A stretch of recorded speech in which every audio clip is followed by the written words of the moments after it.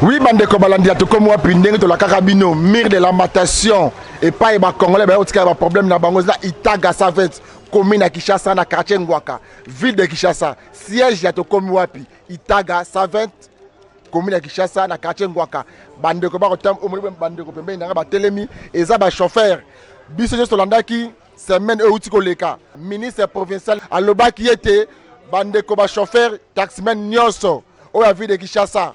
Lundi, contre les Obanda, transport, il fait la ndenge mibeko à l'état lobby 500 francs, ceux qui 400 francs, ceux qui 2000 francs à habiter. Ba chauffeur, baza a le ngonangai. Le le babima qui va me faire le mouvement na bango na poste, bas la marche parce que marche est constitutionnel. Et loko l'état qu'on l'a yebi. Ba chauffeur ya Congo ya Kinshasa, balinga ba tambola pour balaksa. Ndenge ministre lobby eza bongote, batali c'est makambo na bango pe. Mais quelques-uns là parce qu'ils interpellent dans la police mais bah a wana mire de lamentation na Itaga Savette il y a une réaction moko boye ba nini o eleki lelo na makambo etali ba chauffeur mwana mboka mbote mwana mboka oui boni santé ndeko santé eza nango bien yo poza chauffeur aza chauffeur taximen muda aseko taximen ya seko na gesala ni ka permis na tenaza na permis yango parce que nini komeli bino moko balelo balebi bazo kobanda na contrôle bon respecter ba ligne bon respecter misolo o l'état le ba fufutaka chaque client mais bon marché pour nani lingi to marché pour na tarification oyo ya sika ebimi gouverneur a eu ba décision wana sans ko informer biso tozalaki vraiment surpris que biso en tant que partenaire ya hôtel de ville baya ko présenter biso tarification moko oyo ezo réduire biso en baisse oyo ezo considérer biso na ba mitoko ya minene ba 207 ba taxi bis na ba transco ba tie biso na niveau moko alors que biso to même 4 personnes yango wana eloko wana epesaki biso pasi tozalaki pe na regret ya makasi po tokutana na gouverneur a s'impliquer personnellement na makambo oyo ya tarification ya prix ya taxi. Mais malheureusement, to atteindre l'objectif te yangwana to yaki na mire de lamentation. OK, ndeko na na ba taxification yango. Ba tebino combien o bino bolobiki bo sepeli nango te. To sepeli nango te po ba tebiso tarification ko longwa par exemple Salongo. Tigare central 950 francs. Est-ce que ça combien? C'est la 2000. Oh, mais est-ce que le tarif il était assez? Mais au début, carburant peut quitter par rapport au niveau matériel. C'est bilo, c'est ça qui t'a donné. Ndeko nanga ba ko souhaiter carburant ekiti na combien? To bana soma carburant na 2250, les deux à 1950 ekiti wapi. Alors que biso to bana soma carburant na 1500. Ce qu'on a le tuni boy, syndicat na bino ba chauffeur, comme on a ASECO, Association des chauffeurs du Congo. ASECO wana. Yenda ki na ko solo gouverneur.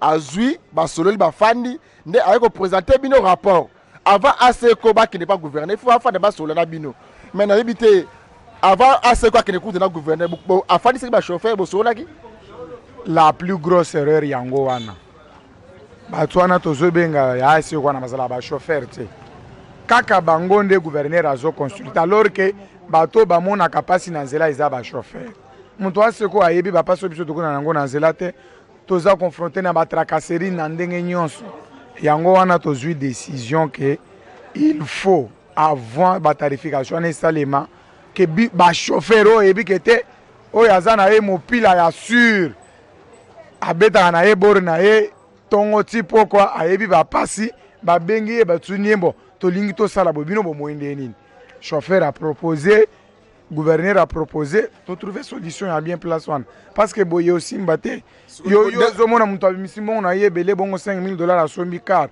po bandozo yango na 450 francs 450 francs 450 francs a ozo $5000 journée siko bino nini tombukisi bino eza réaction tarification ya gouverneur ndenge nini tracasserie na tarification wana epesi biso kanda mbote ndeko na ngai mbote papa boni santé te kimi ezali kimi ezanango yoza membre ASECO tozaka chauffeur te bato nyonso moni pembeni ce sont des chauffeurs toye awa pona nini toza ko s'opposer na gouvernement te mibeko bazaka toujours na senango mais biso pe toza na droit moko boye toza na droit to vivre toza na droit to bénéficier na musala o biso tozosala tozalaki surpris tomoni tarification ebimi or biloko wana avant kosala yango eza na baorgane technique oyo esengeli botenir baparamètre nyonso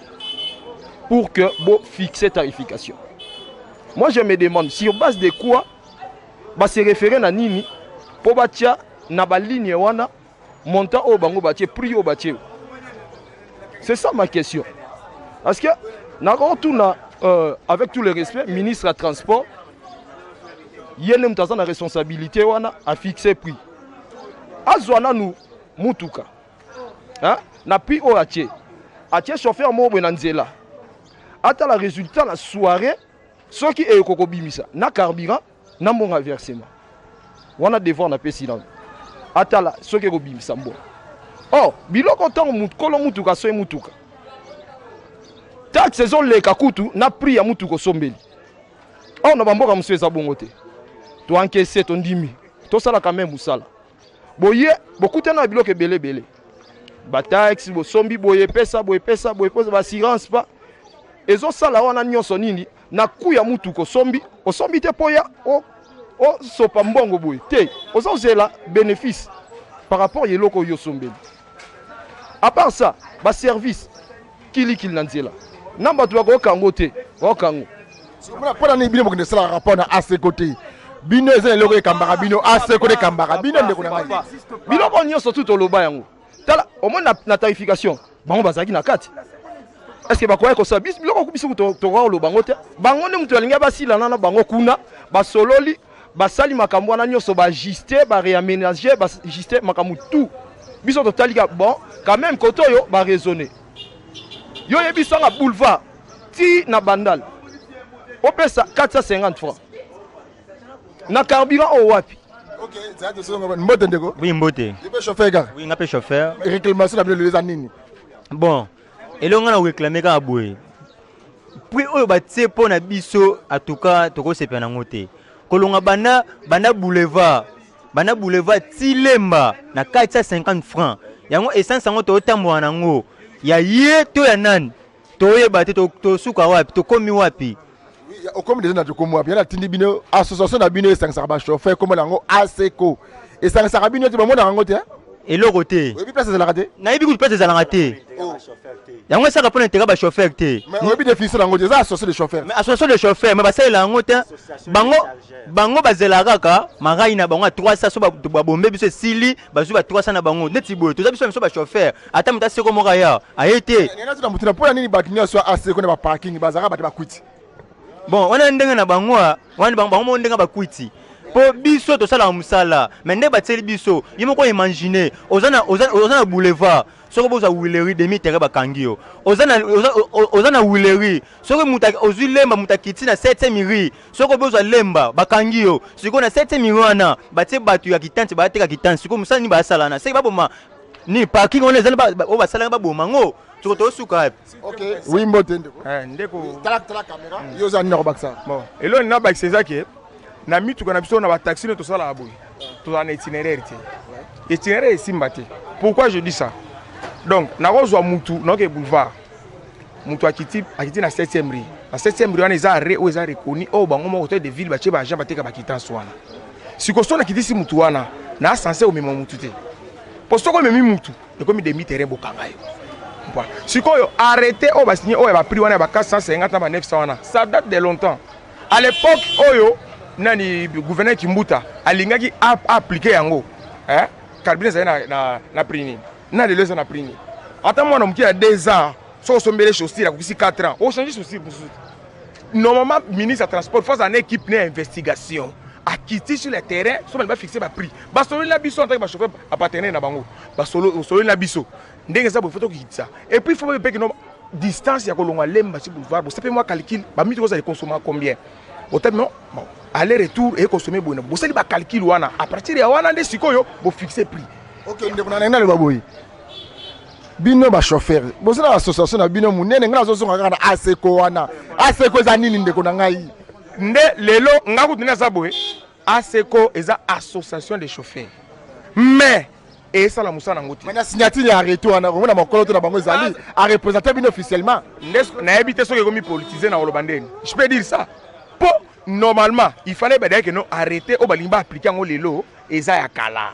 Caribino ba notre nadi série wana au balimba chango na application caribino c'est na prix nini. Ou ça na prix. Est-ce que va poser une question là? À l'époque, caribino to sommes à 5 litres na 6500 francs, on a 13 000, on a 10 litres.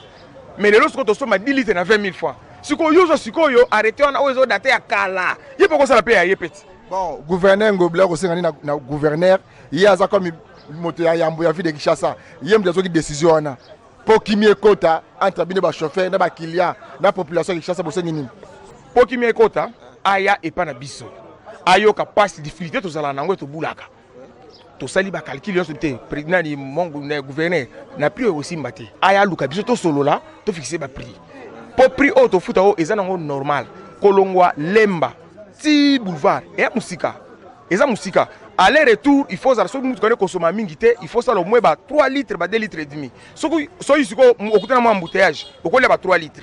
Si vous avez aller comme retour, au ministère de 3 litres, vous avez combien? Vous avez même tour à combien? Ok, merci. Bandeko balante ça bongo na to comme wa bolanda bongo ndenge bandeko bazo ko expliquer ASECO eza association ya ba chauffeur na ba chargeur. Mais ba chauffeur ba yawa. Balobi ASECO pa kende kuna a consulter bangote. Arrêtez bimi ASECO signature mopandi. Mais ba chauffeur baza concerné té. Et le ba chauffeur ba ko sala té, ba nga ba sala marche lelo. La police peut si bango ba ye na mire de la matation na itaga 120 ba ya ko komisa mela na ba pa gouverneur. Balobi gouverneur il faut ya ba chauffeur ya vie de Kinshasa à ses côtés. Na yebi so le bi solo mbote ndeko. Mbote papa. Longa na cash ne parce que nga za ndoka kimbango boni santé. Santé nyamunyam. Tout le monde bine boyawa tout ba nini memi bine na to comme bon sur base ya arrêté ya ministre de provincial ya transport. Vous déterminer bien ministre provincial ya transport. Nde yango tozo senga na gouverneur de la ville a s'impliquer na likambo. To monaka na tango akala André Kimbuta yango azalaki gouverneur. Général ya la police azwaka décision pona bato ya moto bakotaka na 20h. Balelela gouverneur. Gouverneur ayaka asi suspenda décision ya général.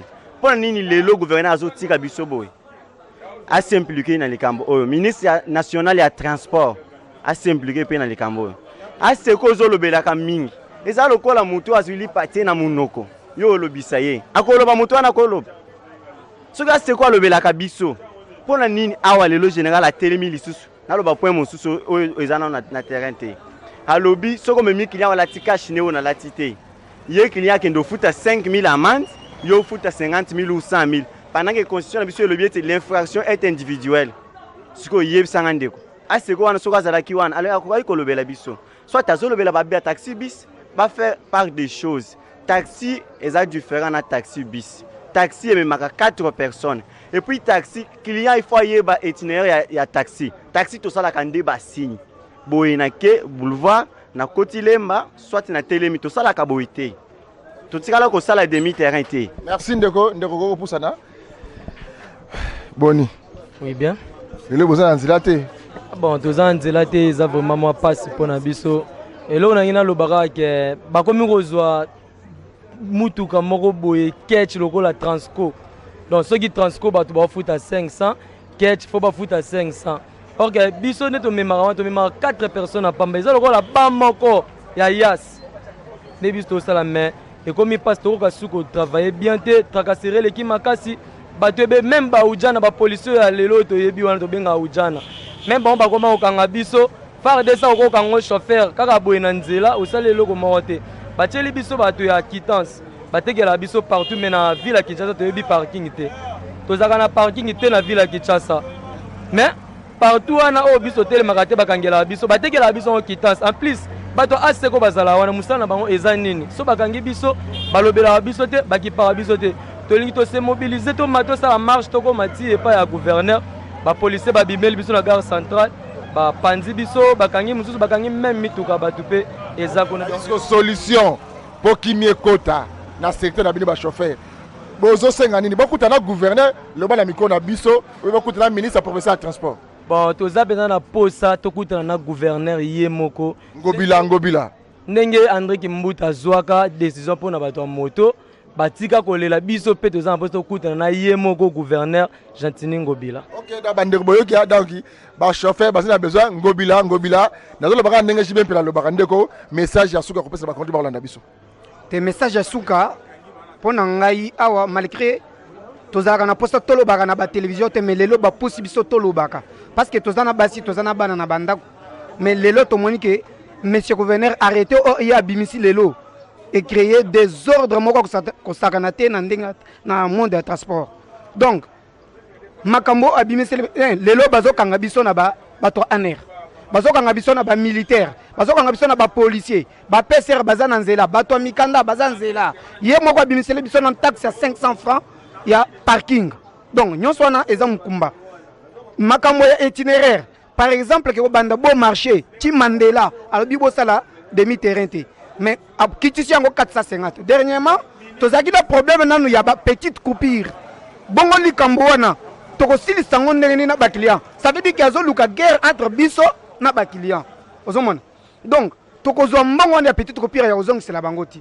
et puis soki pona nga ndenge na lingi tokende pena na théorie olia kokende parce que y a lobby théorie azalaka moto nzela te mais biso to ba chauffeur tozalaka na nzela to na lingi na zongise tokende pena na pratique sur terrain azwa chauffeur oyaye o abulaka azuye apese kecha sika makambo eza na consommation ezala te ba to pese mutuka ya sika to chelie 10 000 francs pos yango nde 5 litres to pesi penda mbongo wana 10 000 francs ya 5 litres chauffeur wana bula ta 2h30 abimisela biso na 10 000 francs wana na mbongo ya likolo oya kozwa to ebango nan parce que ya asali calculer wana ti c'est ça chemin ya mukuse onga na olinga monsieur ministre ou soit le gouverneur azwa. OK, solution pour kimi ekota bozo senga na autorité ya ville moto ya ville qui ça la nini pour na bini ba chauffeur. En tout cas il faut ayamba biso ba chauffeur ayamba mutombo wana ti papa wana il n'y a même pas celui qui l'a élu muto a voté azati azana batuna ye moko boye ya quartier oyo asangani na bango amipesi musala soki oteli bato bomelaka biso na ba are bakomi aseko muto wana apesaka mbongo kuna ti aiza mbongo na yaki na kolia amelaka ba masanga otalaka ndenge bazala kola ba sheke soki ndenge tuni be boye pour nini baza aseko na ba bazaka ba kwiti pour nani biso tolobi bien que bato wana aseko toyebi eti parce que pose la membre aseko ye moko aleka na émission ya Top Congo aloba que pose la membre aseko il faut osomana nous carte pose la membre bon alobi muto azana carte te azala membre te mais to mona kana bare to pesa ka mbongo osomona mais tozaka dossier net nenga to yeboy to yena yete azate alors nani siko kolobela biso monsieur gouverneur ayambande biso ba chauffeur biso moko tolobela ye parce que tozo mona alors wana nda ko zuela biso solution. OK, merci bandeko balandi to comme wa pesa ki bango bandeko na ba chauffeur o ba bulaka na ville de Kinshasa ba chauffeur ba tambolaka ba ye na mire de la matin so ba ekolela Gentini Ngobila ba chauffeur baza na bosenga ba mona e bo solo la mingi baza ba lebi aseko ba yebi angote ba yebi aseko te baza ba membre aseko te mais aseko azala pour kotizaka ba tene ba parking nyonso ville de Kinshasa bazali ba kozwa misolo ya l'état. Pour comme membre aseko il faut ça la cotisation il faut ça la ozwa carte mais ba chauffeur ebele ba pesa ka misolo mbona boyo ke na aseko baza ba membre aseko te aseko asaka nini pour ba mbongo na bango wana mais comme tu as liste du coup la liste sur la population congolaise to kitaki bongo kuna na commune Ngalema pour accompagner secrétaire général exécutif national en charge de l'organisation politique et administrative il y a Ligue des jeunes à IDPS ndeko na biso Alain Mubenga Kayembe to kene ko accompagner kuna kene ko solo na bana mboka bande ko IDPS pona makambo ko la article 26 na mandat spécial o escoti nungu na ba cadre ya parti ko la IDPS na bongo descente na biso to zaki bona commune Ngalema na pompage et pas yo pinde ko na biso Alain Mubenga Kayembe akene ko sola na ba cadre et puis ba jeune ya IDPS. IDPS,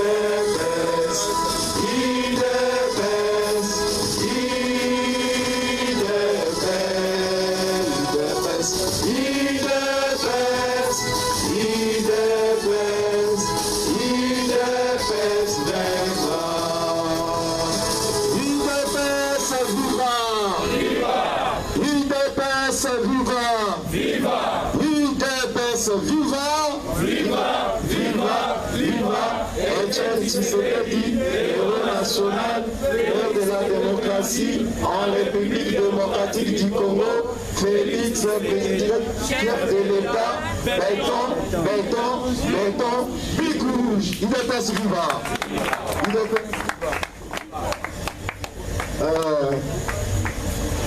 Tosengi tofanda mokonzi bofanda.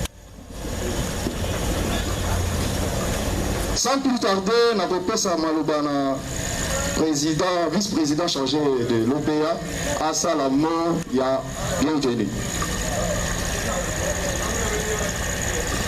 Merci beaucoup, monsieur le modérateur, pour la parole accordée.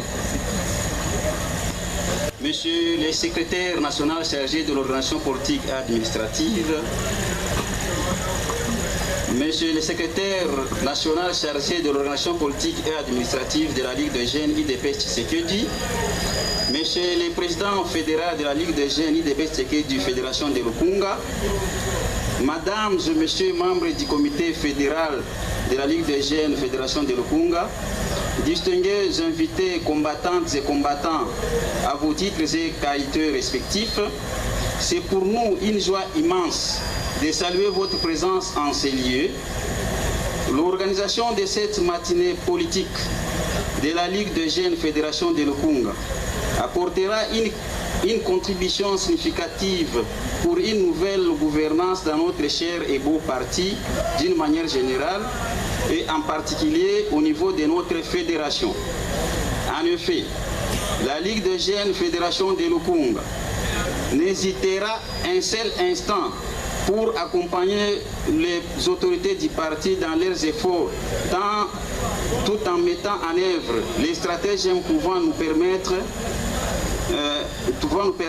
à bien conserver les pouvoirs chèrement acquis après une lutte non armée de près de 38 ans. Sur ce, nous vous souhaitons la bienvenue et une bonne audition des différentes interventions. Que vive l'UDPS, que vive la Ligue des jeunes Fédération de Lukunga, nous vous remercions. UDPS, viva! Viva! Encore, la jeunesse est une partie de la vie qui est entre l'enfance et l'âge viril, adolescence. C'est un âge du milieu, d'équilibre, de la force et de l'espoir. En effet, la jeunesse de l'UDPS doit assurer la survie du parti, car dit-on, la jeunesse est l'avenir. Sur ce, la fédération de Lukunga s'insurge contre les pratiques diaboliques de certaines personnes qui consistent à vouloir, coûte que coûte, créer les dédoublements au sein de la Ligue des jeunes en général et de la fédération de Lukunga en particulier. La fédération de Lukunga, la Ligue des jeunes, félicite le coordonnateur Claude Ibalanki Ekoloma pour le travail qu'il est en train d'abattre pour l'unité du parti. La Ligue des jeunes de l'UDPS, fédération de Lukunga, réitère son soutien indéfectible à son Excellence, Monsieur le Président de la République, chef de l'État et aux autorités du parti. Pour le bureau fédéral, Pati Tumbangoy, président fédéral. Votre honneur, tout précieux. UDPS, viva! Viva! UDPS, viva! Viva! Lelo côté lema liboso ya fédération et la Ligue des jeunes Lukunga. Mais avant de banda solo là, parce que les matinée politique, il faut solo là. Pour na boina zala neti mutu moko na ye na lobby et puis na silisi na telemi na keite tozo solo là pour te bana ko tirer conclusion par rapport à ba problème ebélé aux ont dérangé parti là au peso dérangé république beauté ya UDPS evandi bobele na kati ya dialogue ne sali force na biso tokoki na kozala na baide contradictoire me yango te elobi ete esengeli na biso tokabwana te. Yo koki kotala likambo ndenge mosusu na mpe namoni yango ndenge mosusu me na kati ya deba esali ke todiskute lumière esali nini ebimi tokrie chemin moko ya sika oyo ekoki na kosala ete totambola pour ke parti na biso ezala toujours nde tobengaka na Congo soki eza na parti politique na Congo eza kaka UDPS. Mais avant na kota na masolo na biso nazo kosenga na biso nyonso tuto toko kotelema toyebi ke lobi ezalaki journée ya bamort. UDPS asilaki mpe na kokufela bato ebele na kati ya bitumba oyo tobosani te la nuit du 20 la nuit du 19 au 20 septembre 2016 oyo batumbaki bandeko na biso na kati ya permanence pour que lelo tozwa alternance pacifique oyo toza nango. Lobi tozalaki na basimetiere tokendaki na kokende na kose recueillir liboso ya batome ya bandeko na biso wana nyonso pour que tolakisa na monde entier et puis tolakisa na Congo mpe na bakongole te makambo ya lolenge wana ekoki na kozonga lisusu te. A mémoire ya bato wana nyonso tu nasengi soki tokoki na kotelema mpo togarde une minute de silence.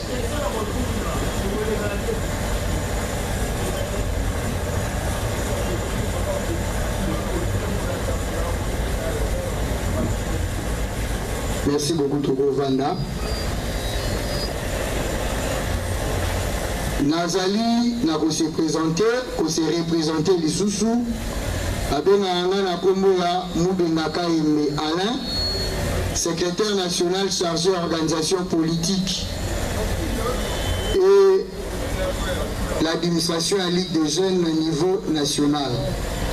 Je sais très bien que lorsque Tomekaki n'a rediscuté pour un sujet autolobie, la jeunesse de la fédération de la Lukunga, pour quel avenir? C'est parce qu'on a dit constater il y a eu des petits problèmes. Et si la qui n'a pas côté la fédération à Lukunga, et sali que l'élo, bamsusu ba comique n'a pas na mutu comme si à Lukunga il y avait deux fédérations. Non. Na Lukunga tozaka na fédération moko. Et pour la histoire, lorsque le président Tshisekedi Tokotaki congrès en 2010, du 10 au 14 décembre 2010, Ezalaki congrès à Liboso au IDPS a organisé depuis que l'UDPS a été créé en 1982. À la sortie de ce congrès, il y a que le président Tshisekedi a joué décision et a créé Ligue de jeunes.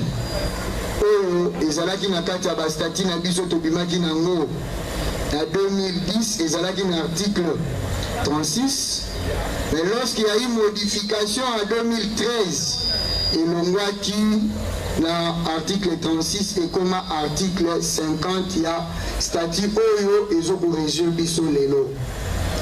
Et wana président Tshisekedi azwaka décision ya kobanda na konomer bureau national ya Ligue de jeunes. Et pour l'histoire, il y a eu le président Pindi qui a conservé la République nationale à drapeau. Il est à côté du président de la République comme un rapproché. C'était lui le tout premier président de la Ligue de jeunes, la création d'ailleurs. Il y a eu le premier vice-président Bakaloufou. Yepelelo a travaillé à drapeau. Et puis il y a eu le deuxième vice-président Jeko Béa. À part la nomination au niveau national, il y a eu aussi des nominations au niveau local, la fédération.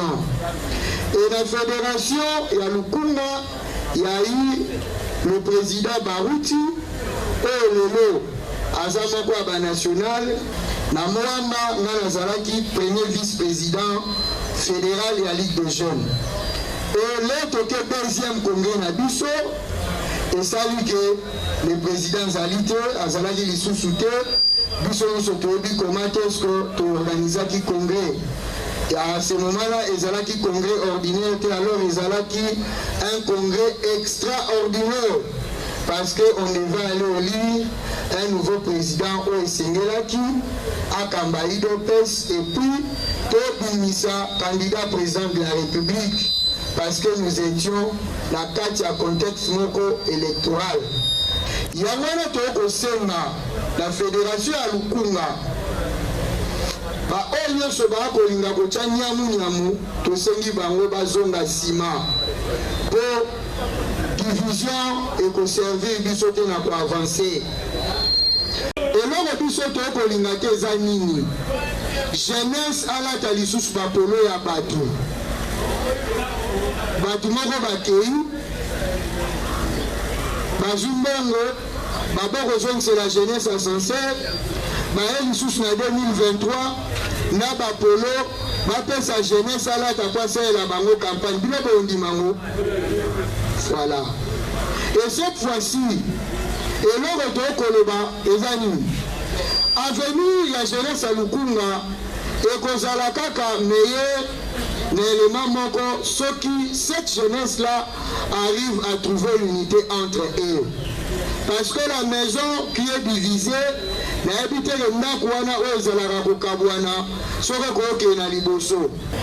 aujourd'hui, arrivé que le président de la République, par rapport à sa vision et par rapport à sa façon de voir les choses, a sali décision au Apesaki, président AI, Jean-Marc Kabound, un mandat spécial.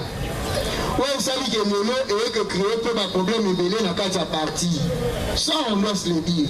Il y a ceux-là qui disent nous devons respecter l'article 26. Il y a ceux-là qui sont en train de dire non, nous devons respecter la décision du président portant désignation et le président AI Jean-Marc Kabound comme président AI à parti. Et ça, on a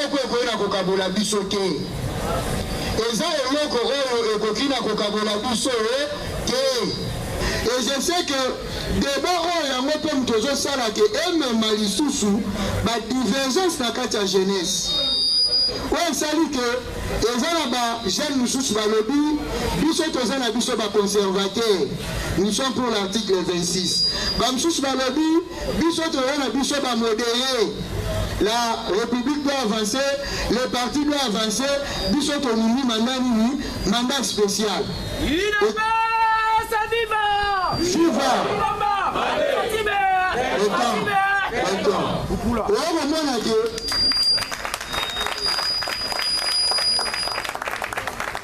Problème wana et continue à parti et ça dit que nous devons tirer côté par rapport à l'intérêt, c'est ce que nous refusons. Deuxième article 26, de tirer un mandat spécial et qu'aucune abokabolabis, ce qui nous parce que, on doit se le dire, ma père fondateur va créer un parti Nabiso. Et là, on peut la force de Bicho Zalaki, Baébaki Nakoloba, oui, et puis Baébarape Nakoloba Nini. Non. Il y a celle-là, Balobi, Bicho Tolobi, non, n'est loco. On peut Balobi, Bicho Tolobi, oui, n'est loco. Est-ce qu'il faut Tokabwana? Il faut ce qu'on te vende. Total. Bilan article 26, Boye Bisabiso, Potocha article 26, Boladi Sibiso avantage. Il y a l'article 26, et puis le peuple mandat spécial, Bolakisi, Bissonio surtout au Vandi, au Yokani, au lever consensus, Poto Salamini, tout avancer. Et là, on a créé divergence de 4 Nabiso, Yokani. Parce qu'aujourd'hui, ton matato kita, Batbako Kama parti lelo baebani. Batbako Kama parti lelo bakombo na bango tokoke koluka yango te. Eza président AI Jean-Marc Kabound, eza na secrétaire général Augustin Kabouya. Tolinga yango te bango mipasali nini bazawana pour le moment. Alors, le corps la bango déjà si va comme wana, biso parce qu'on réfléchit.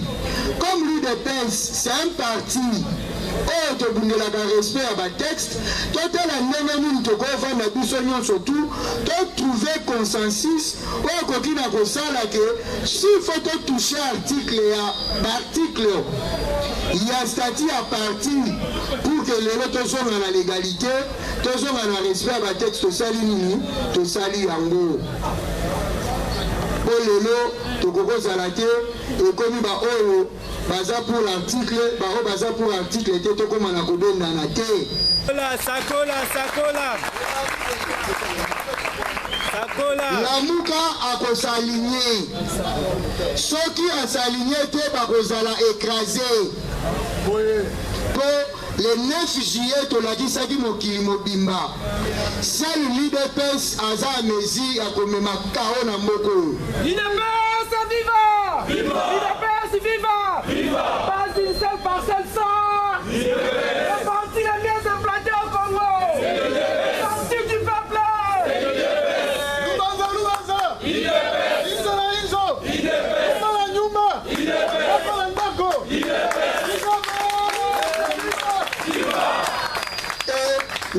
Sabino, tout ce fameux politicien là, donc quand moi s'il y aura les élections dans les jours à venir, candidat à Bango Ozala, le président de la République Félix Tshisekedi.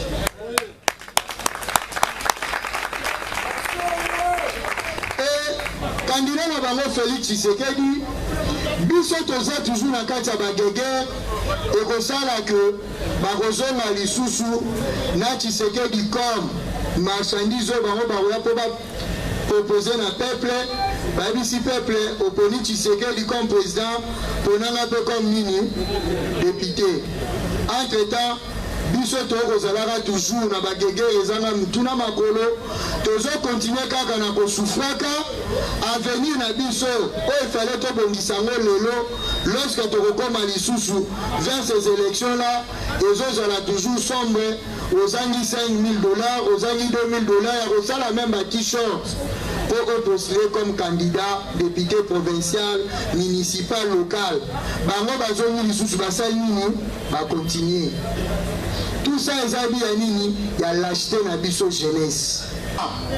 Fonction publique aropesa biso nyonso tute nini misala bituma biso tobunda toomona tisiko oyo oluka ministre ya boye ayebi maelsa apeti boye omonaka basi omoni basi na bango baleki ya basi na bango bapui peti na bango d'église même na baniveau ba université boye partout boomona mon frère mamna oloba mais mamona ezopesa kande ezopesa motema pasi en tout cas bituma biso obundaki alobi bien na bituma biso obundaki to mérité misala na babituma mais vite bango baza bakontina biso mamona bayebisaka bakabuya bayebisaka bakabunda ngaza parmi les présidents kabunda za président assemblée nationale donc il n'est pas là na bafait tout ça plus de 4 personnes pour le moment c'est fouti moto yokaki mon frère pour ya mabiso za kiboye mais jour à longo to yo lukaya ya mibiso mon frère en tout cas to zo singa na bino boya mbaka biso to sololaka oya koloba en tout cas to sololaka fike na moi transparence c'est ça il dépasse les yango dépasse vivre les gens remarquent remarque bandai kosala na doléance wazali na kokotisa. Je sais très bien oyo alobi eza constat oyo asali na nga na ngi nazwa kaka cabinet ya excellence Yves nga naozwa na nga mpo bakabinet mosusu nayebi te aya boolimbisa nga nazwi kaka cabinet ya Yves nazwi cabinet kaka ya ministre ya tourisme nani ayebi combattant Prince Mukendi nani ayebi ye boyebisa ngai na parti Mukendi aza na fonctionning aa na cabinet ya Yves ye travail ezosalema et il y a des propositions oyo basengaki oyo mpe baprésident sectionnaire baprésident cellulaire ebele oyo nga ça je le dis j'ai travaillé j'ai mis de nom et j'ai proposé na mixé mpe kutu te c'est tout le monde qui se plaint même nga oyo mpe ere moko nasepelingaka nango ke oza vraiment na dossier moko eza très important oluki mpena mutu audience okutana na mutu papa il faut banda koleka par personne interposée oyebi ke fo nabenge ntel abenge ntel ebene te ben ti okutana na mutu wana pene eza eloko oyo tokosenga mpe même moi na reposana nango mpe bakontina biso ya parti eza bafaiblesse oyo elobi te ke tokoki koyinga bango eza bachef oyo koki kosala mpe ke ngai naa komona dossier na ngai moto eza très important mais peut-être ye mpe azotraite dossier oyo eleki meme yanga mpe na importance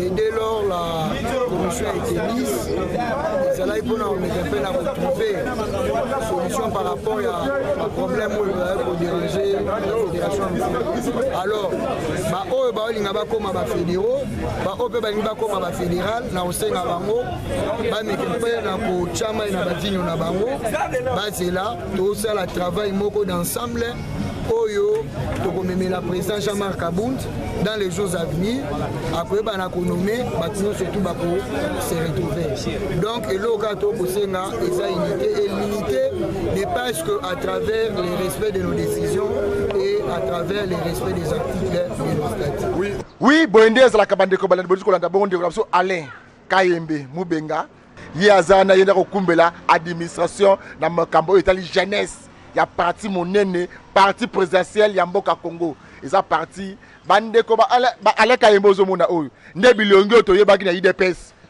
ate batie ministre ate batie soki o nani mutu akoduta nini abundi bitumani abundi te bikomba nini oyo ya monanité marche nini oyo elongi ya monanité boloko nini ayebi te ata ozi papa Tshisekedi la musie abiso na yebi ndeko bonde ezala bato musu bazoya wana nga mutu UDPS otali pena boye oyo combattant 100 jours kaka oyo combattant ya marche ya anti malonda oyo combattant ya dollar et mataki ndenge bakosepela donc sens yanga bakotuna mikolo oyo masuwa na yo oyi masuwa eza nani ndeko kotalanga masuwa na yo nani ndeko ale masuwa na ye eza bongo yo nakobetaka masuwa mikolo oyo ya bukumesa komina kisenso natali audio na ya Top Congo batunye monsieur bukumesa mbote okoki kotekela biso 10 avenue ya komina kisenso 10 avenue bukumesa bandi Kinzola Mwanga Kemba 3e atene koma mwana ye bukumesa commune Jacqueline Ngobila yoko makamazole la commune tango yoza gouverneur bukumesre ya komina kisenso tanga komba 10 avenue atenge misatu ya 4e atenge koma mwana ye bozumu paya moko boye ayebata 10 avenue ya communauté aso babukumesa atambo la komba bana kisenso Sonia to suki apona lelo tikate kimya kolonzambe ezala mabote na bino.